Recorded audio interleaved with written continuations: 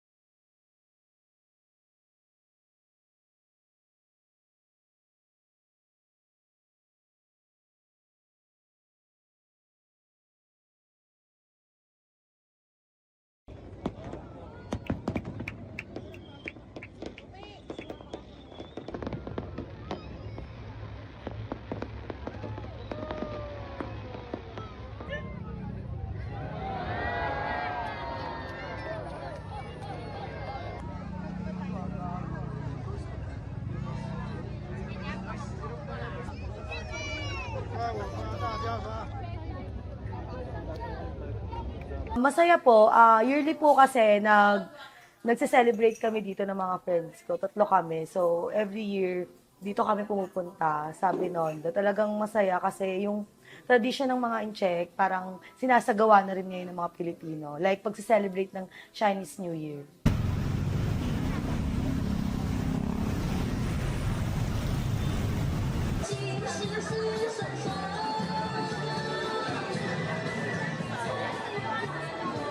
Isa po sa mga binabalikan namin dito yung mga pagkain ng mga Chinese. Ayun po, nai-enjoy po namin sila. Saka, yung fireworks po, napakaganda po ng fireworks dito.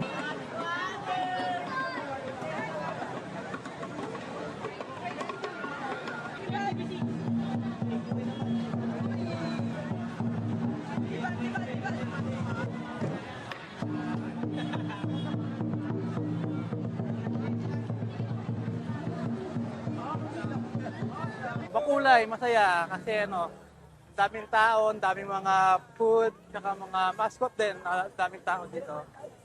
Happy New Year!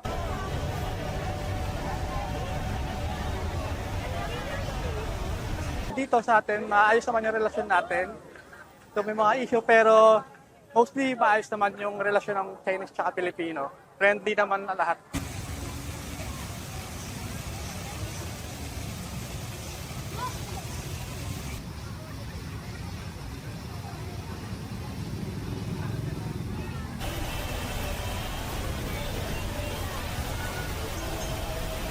Sana po magkaayos na yung Pilipinas saka China sa West Philippine Sea.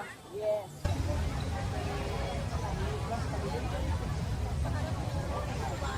Magkaayos na rin po yung mga Chinese tsaka mga Filipino po para po hindi na po sila mag-agawan sa West Philippines.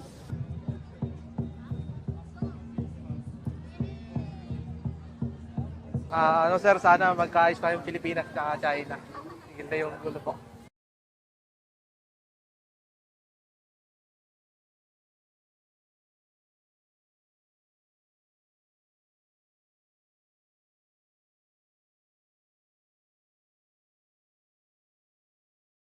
Jelajahi cara baru mendapatkan informasi. Download Metro TV Extend sekarang.